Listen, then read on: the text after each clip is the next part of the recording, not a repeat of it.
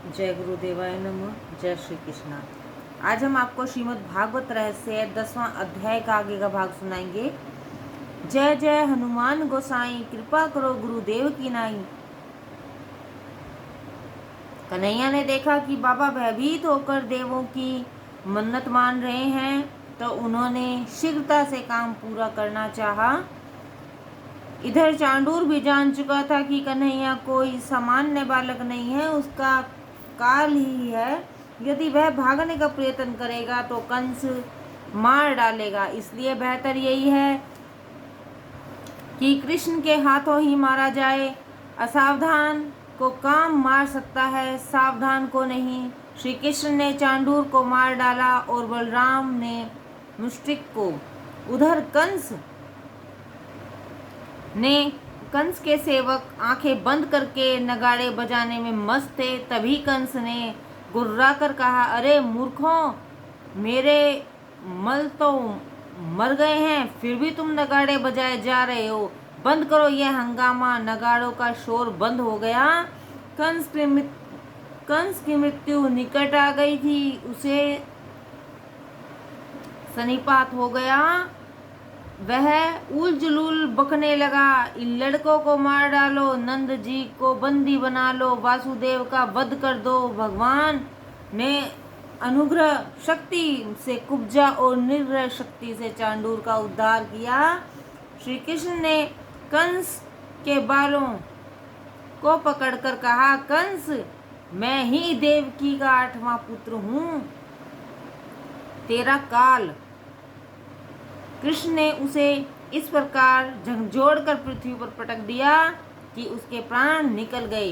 कंस वध से सभी को प्रसन्नता हुई, परंतु उसकी रानियों को बहुत दुख हुआ। तो कन्हैया मामियों के पास आकर रोने का नाटक करते हुए कहने लगा, मैं 11 वर्षों में पहली बार मामा से मिलने आया था, मामा जी ही हमें छोड़कर चले गए। ओ मामा रे। मामी ने कहा, कन्हैया तू मत रो, जो होना था वो तो हो गया।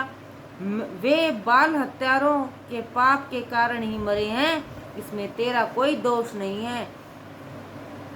श्री कृष्ण तो परमात्मा है, वे तो निर्दोष हैं। वे किसी को मारते नहीं, तारते हैं, मुक्त करते हैं, वे सभी को आनंद देते हैं। रामायण में भी मंदोदरी ने श्री राम को निर्दोष बताकर रावण को ही दोषी ठहराया था। रावण स्वयं अपने पापों के कारण मृत्यु को प्राप्त हुआ था। अब ऊपर की कथा का रहस्य भी समझ लीजिए। कुवलया पिंड, हाथी अर्थात दर्प, मद, मोह और कृष्ण ने मारा। चांडूर अर्थात काम को परब्रह्म कृष्ण ने मारा। मुष्टिक अर्थात क्रोध, उसको बलराम शब्द ब्रह्मा ने मारा। कंस ने इन तीनों मित्रों से सदैव बचकर रहो। कंस के इन 3 मित्रों से सदैव बचकर रहो। कंस अभिमान का ही रूप है। उसकी रानियां के नाम भी आसित और प्राप्ति है। सारा दिन आसित और प्राप्ति के बीच डूबा रहने वाला जीव ही कंस है। नीति अनीति से धन उपार्जन करके मौज मस्ती की इच्छा करने वाला, संसार सुखों का उपभोग करने वाला कंस ही तो है। कंस अग्रसेन को बंदी बनाकर स्वयं राजा बन बैठा था। उस समय में तो केवल एक ही कंस था। आज के समय तो जहाँ देखो वहाँ ही कंस नजर आते हैं। जीव हमेशा से काम क्रोध से पिटता ही आया है, उसको मारना है। शब्द ब्रह्म की उपासना से क्रोध मरता है और परब्रह्म की उपासना से काम। कंस का उद्धार हो गया, क्योंकि भगवान का नाम लेकर मरने वाला चाहे कितना भी दुष्ट आत्मा हो, उसका उद्धार हो ही जाता है।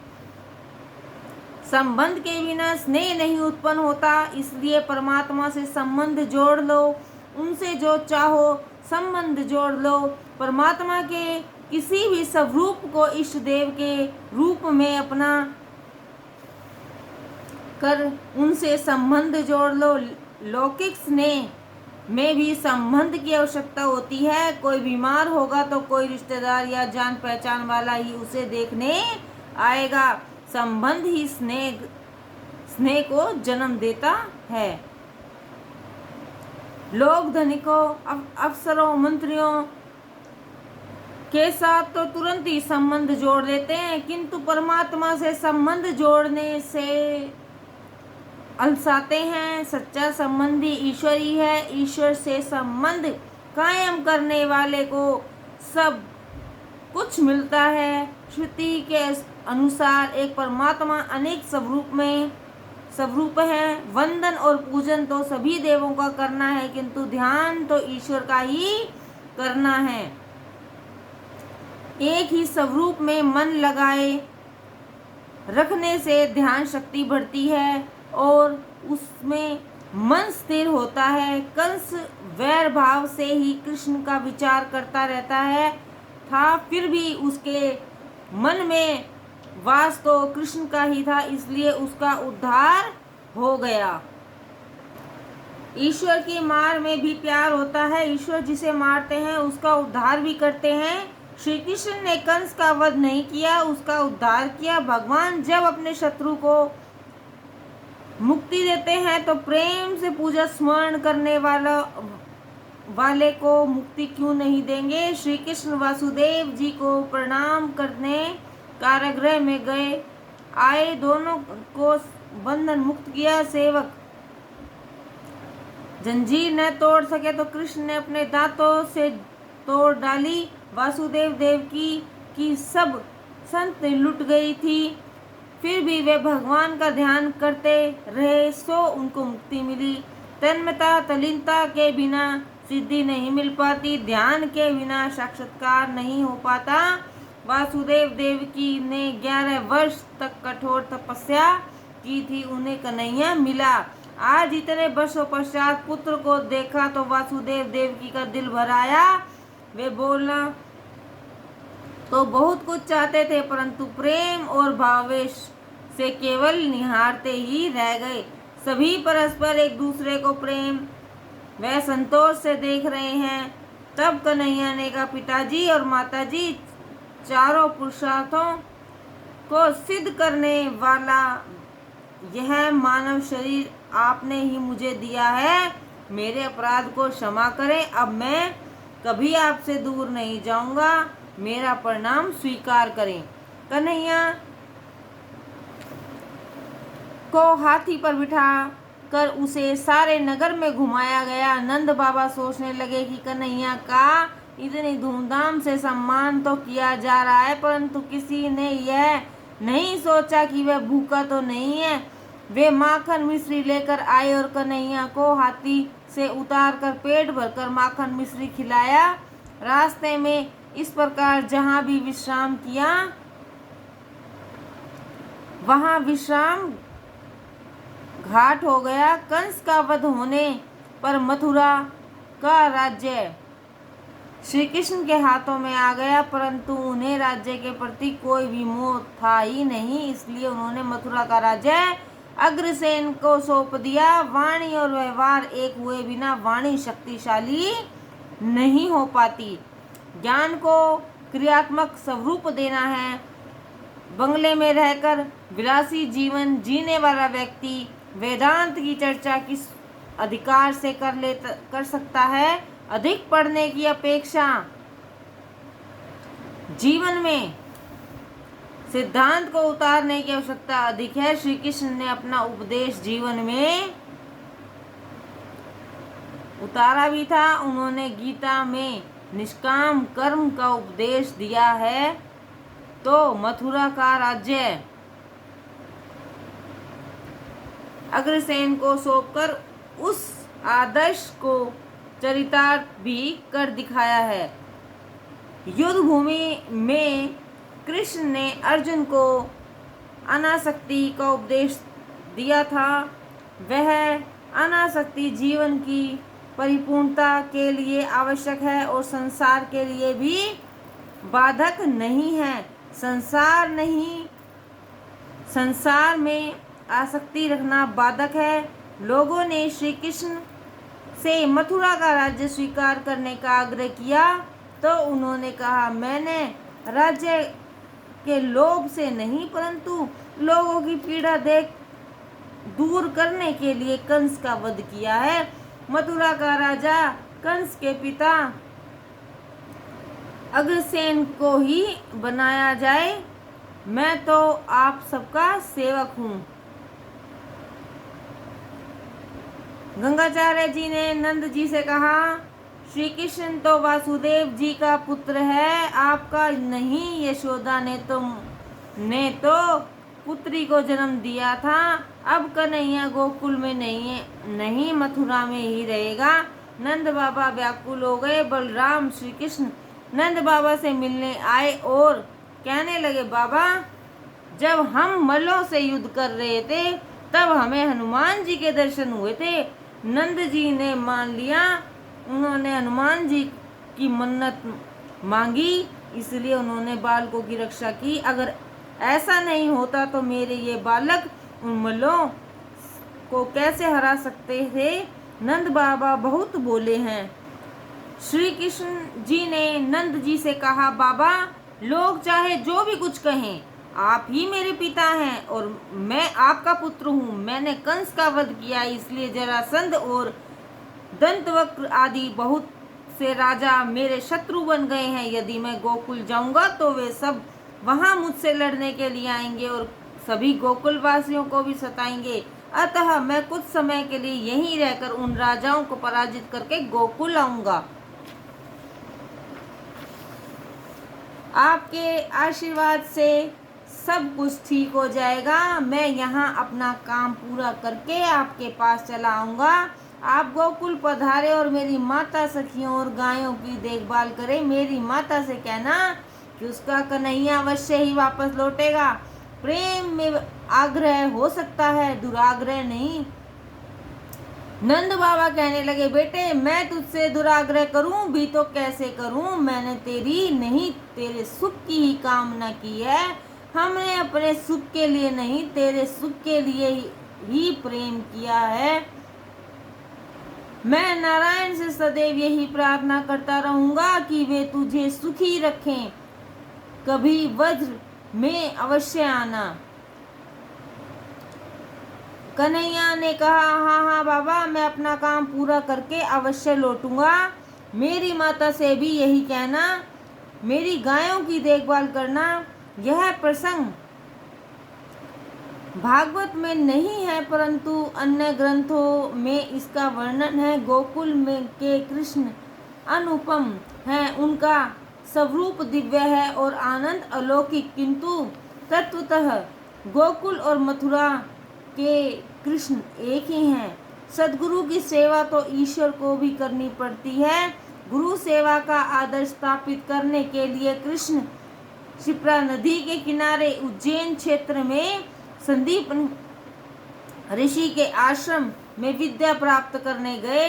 सुपात्र संत की सेवा किए बिना ईश्वर की कृपा प्राप्त नहीं हो सकती।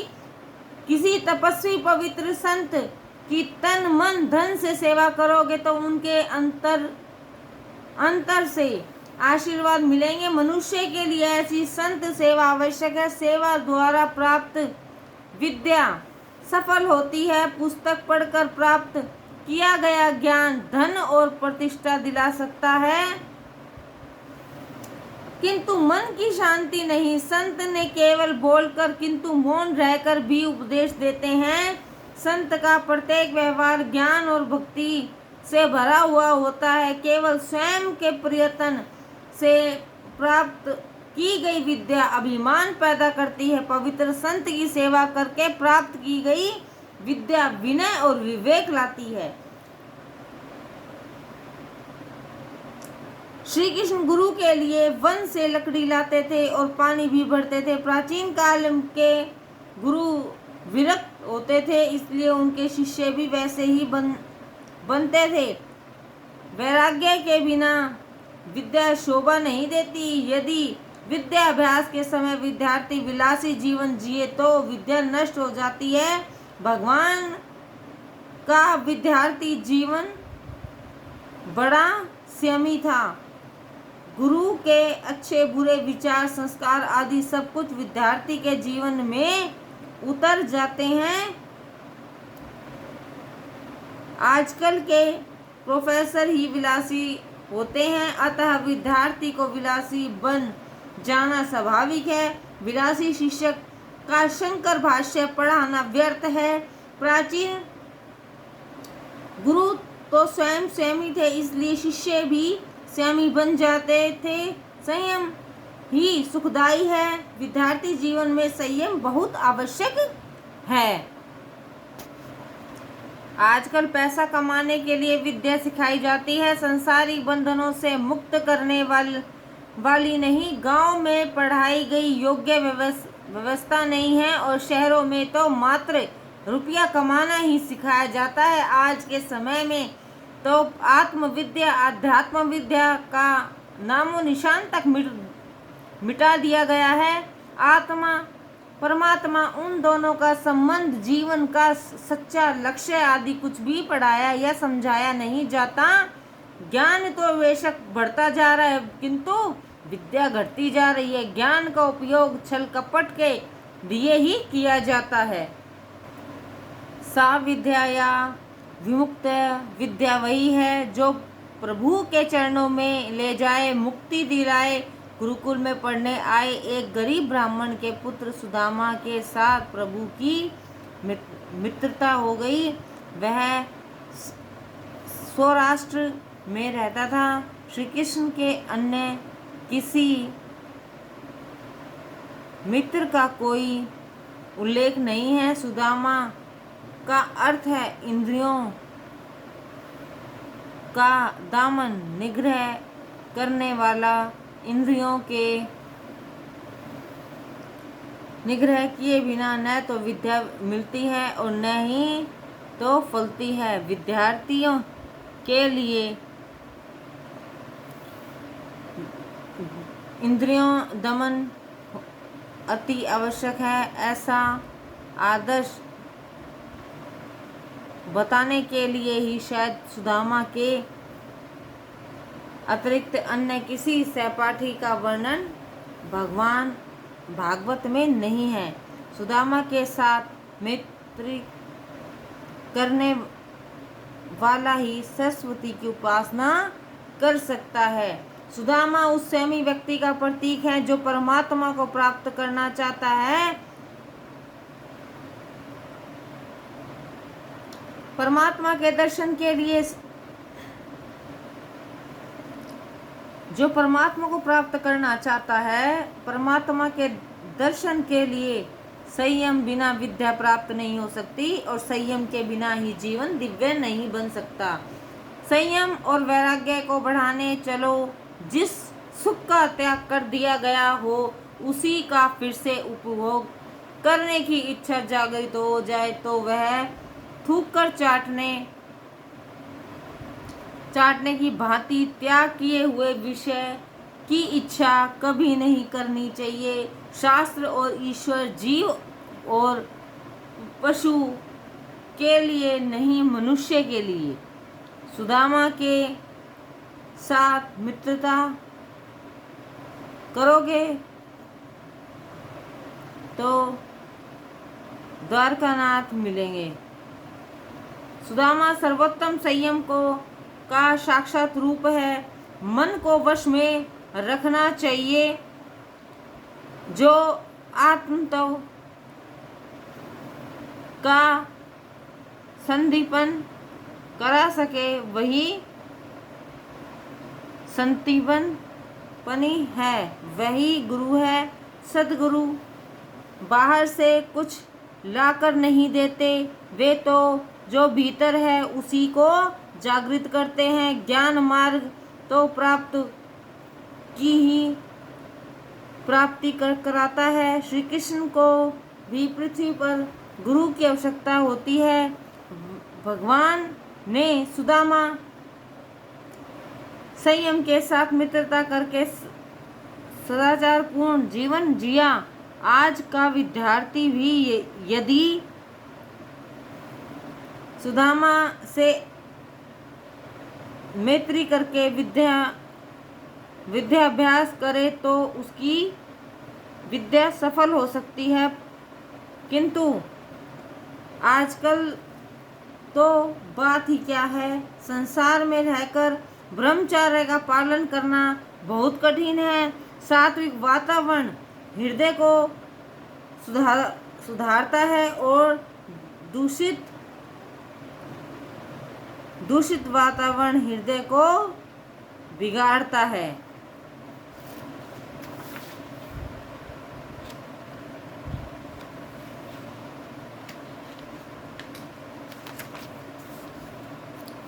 स्वयं ईश्वर को होकर भी कन्हैया ने गुरु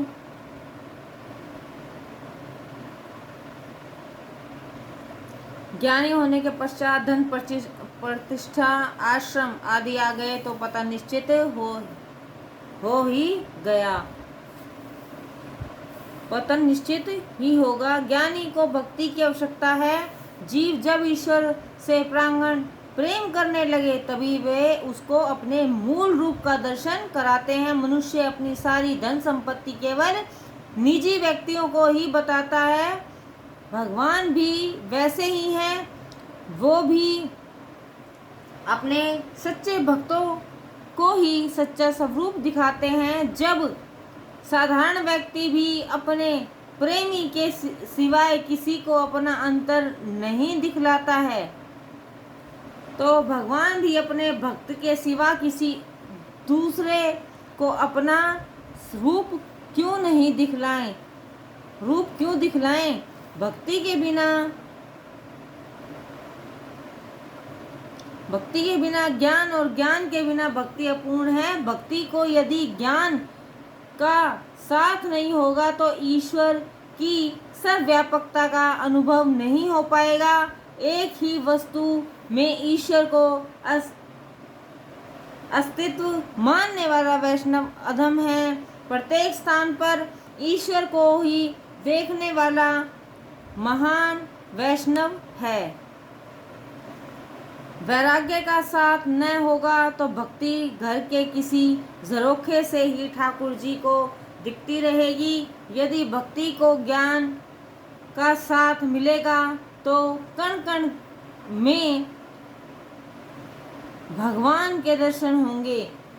उद्धव जी का तत्व ज्ञान और गोपियों की प्रेम लक्षणा भक्ति दोनों ही अपने आप में महत्वपूर्ण है, किंतु अभय का समन्वय आवश्यक है। उद्धव जी की निष्ठा ज्ञान में है और गोपियों की प्रेम में। ज्ञान प्रेम के बिना शुष्क है, निरर्थक है। परमात्मा का ज्ञान होने पर भी यदि उनके पास प्रेम न हो पाएगा तो परमात्मा का अनुभव नहीं हो पाएगा। ज्ञान प्राप्ति होने पर भी प्रेम की प्राप्ति तो करनी ही पड़ेगी। गोपियां प्रेम की ध्वजा है तो उद्धव जी ज्ञान की मुक्ति, ज्ञान भक्ति और वैराग्य को समन्वय होने पर ही परमात्मा से साक्षात्कार होगा। उद्धव ज्ञानी तो थे परंतु उनका हृदय प्रेम शून्य था, शुष्क था, अतः उन्हें अलौकिक आनंद नहीं मिलता था। ज्ञान चर्चा का नहीं, अनुभव का विषय है। ज्ञानी कभी अभिमानी बन जाता है, भक्त सदैव नम्र बना रहता है। नम्रता ही भक्ति का आसन है। भक्त स्वयं को